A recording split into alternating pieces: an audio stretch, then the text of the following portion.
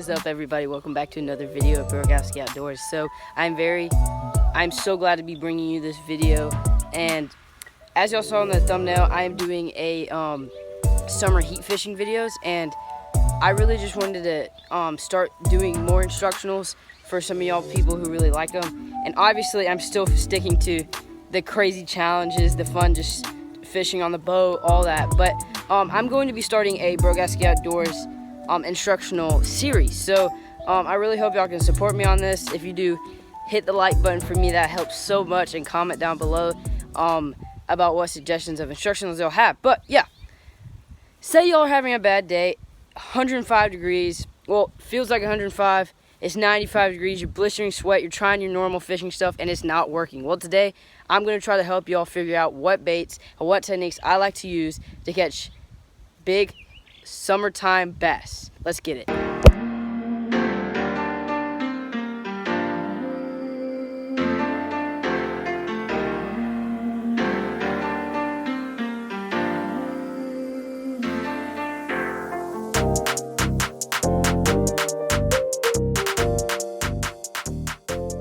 Hello guys, so like I said, I'm going to be doing the instructional series in Burgowski Outdoors. I'm very excited to get this into a real series and start handing these tips out for all y'all, and really just helping y'all become better fishermen. So I asked some subscribers what they would like to see, and I got a few answers back, and one of them was that they want to see how to catch hot summertime bass, and I know it's a very hard time, so I thought I would give my tips and what I know to help y'all. And do not think this is the only thing, because I am not that good at fishing.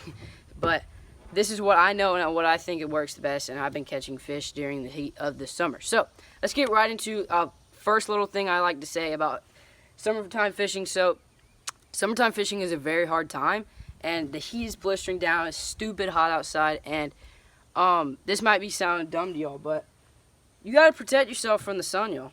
So one thing I like using is this Neko. These are some of my favorite things I like using in the summer and the winter, actually. But so it covers your whole back of your neck, your head, your ears, your nose, and you have sunglasses right here, and then you have a hat up here, and you're good to go.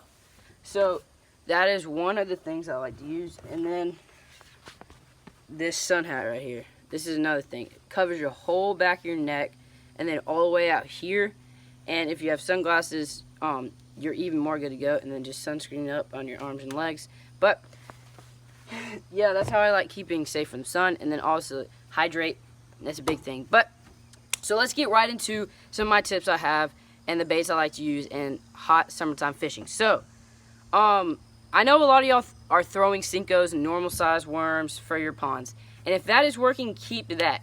Keep on pounding them and have fun fishing. But if it's not, listen up, because I think these are my tips that I like using. So for y'all worm guys, who when y'all are throwing the worms, bass go two different ways for me. What I've learned, they'll go smaller and they'll go larger on the worms. What I like, and I'll explain why they do that and why they do that, and why they do that with any bait at all. But let me show you the baits I like using when they go smaller and when they go larger. So when they go smaller, I like using the drop shot.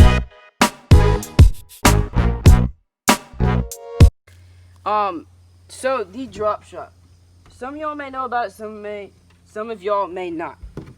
This is a type of drop shot right here, just a smaller worm. It's a very interesting technique, a very smaller worm. And then this is another type of drop shot. It looks like a minnow, right?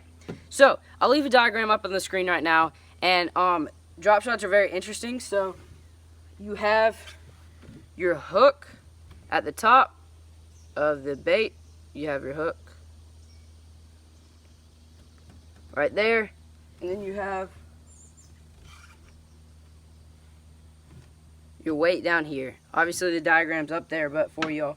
And so drop shots, I like using them in a few different situations, but one thing I think is really interesting that a lot of people skip over with is drop shots in vegetation. When y'all have a lot of grass under, like on the bottom of your pond, that since the worm is above the ground, it's suspended, put that weight a little bit deeper and get that bait a little bit higher, and you can get it perfectly over that grass. If you just barely shake it really slow, don't move it too much at all, just barely shake your rod tip, that will create enough action in the bottom of these tails that those bass will want to eat it above that grass. That is a thing I think a lot of anglers miss over for drop sauce. A lot of them like using it in clear, rocky banks, but I think grassy can work good enough. But so that is a bait I like using when I go smaller with my worms, a drop shot. Now, let's go to a bait I like using when I go bigger on my worms. It is the big old 10-inch curly tail worm.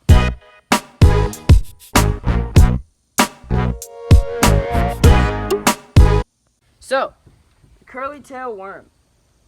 This is it right here. I can't even cover my whole hand, obviously, but that's it. A big curly tail worm. Has a pretty long slender contact, but the ribbon is so long on it. So, I really like working these in any situation. Just in the deeper spots of your pond, I really like working it, slowing it down. And I'll talk about how I like to work these baits in the summer, but this is one of my favorite colors. I didn't talk about colors with my drop shot, but this is a June bug. All the colors will be leaving in the link in the description, but this is green pumpkin, and this is a shag color. But back to the worm. I really like working in the deeper spots, like I said, and slowing it down. Throwing on a bigger shaky head, like this. That is a shaky head right there. And all you do is use that screw right there, and you will puncture it in, and then you screw it. And once you think it's in there good enough, what you do is you just put it in the bait.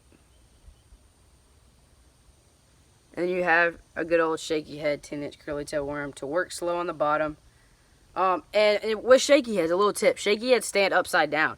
So it's not like a Texas rig dragging as much. What I like to do with these ribbon tail worms with a shaky head, I like barely shaking them. And so this head will stay on the bottom, but this will create a lot of action. So that is how I go small or bigger with my worms. So let's talk about why I think bass go small or bigger. So quick little thing. I think bass go smaller because they're very lethargic in the summer. They don't want to eat chase down bait too much when it's dead in the middle of the day. So I think if they are going to be eating, they will eat like smaller bait because it's much easier. You don't have to work as hard, right? But that comes with you have to eat more because obviously you need enough nutrition. The bass need enough nutrition. So the reason why I think they might eat bigger bait is because they'll get enough meat. Obviously they're not eating this, but a real something they'll eat. They'll eat it and they'll have enough nutrition so they won't have to eat more. So they don't have to do work as hard to get as many bait, but also it's a little bit harder. So you just have to experiment on what they like. But those are the worms I like using and what I think downsizing and upsizing can really help you in summertime fishing. So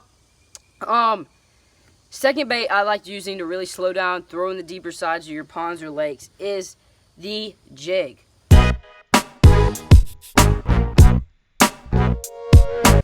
So, the jig. I'm sure most of y'all have heard about it. I've preached this a lot on my channel about the jig. Is one of my favorite baits of all time. But I really think this is one of the most versatile all-around year bass fishing lures because it can work dead in the middle of the summer and dead in the middle of the winter if you just slow down and work it right. So this is my jig. This is my favorite jig. It is a green pumpkin craw with a little bit of chartreuse craws on the bottom. I really love that color. And I think I mainly use these when they're eating the bigger side of the spectrum because obviously it is a hunkier bait than normal. It's a lot wider of a profile and chunkier. It's not as long, obviously, but I think it thinks that makes the bass feel like a bluegill or a big craw, so they're getting a lot of fat and nutrition off of that. So throw this when they're eating the bigger stuff. Slow it down, get it in the deeper parts of your pond. With grass, these do not work too much as well. Now, if you get a punching jig, it will work, but I really like throwing these more on the clay, the rocks. Really, I love it the best for flipping trees, but flipping laydowns deeper in your ponds. But there you go. That is my, technically my third favorite way to slow down and catch summertime bass. And all this will be leaving in the link in the description, all my favorite tricks. But final thing, and this is for more of my lake guys, but I can sort of get y'all pond guys to use some of these too, but it's just in a different way. So, when bass get deeper, obviously they're still gonna be lethargic, but the deeper and deeper they get, the water gets more cooler and cooler, and the more active they get. A little more active, not as much still in the middle of the day, but a little more active. So, when they're a little more active and they're in those deeper spots, I like using big, deep crankbaits. So,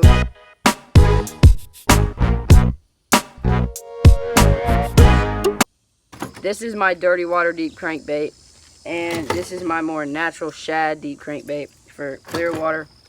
And I really like just working those slowly, and that this will dig into the bottom, and sometimes will make you interact. Not all the time. These do not work all the time, okay?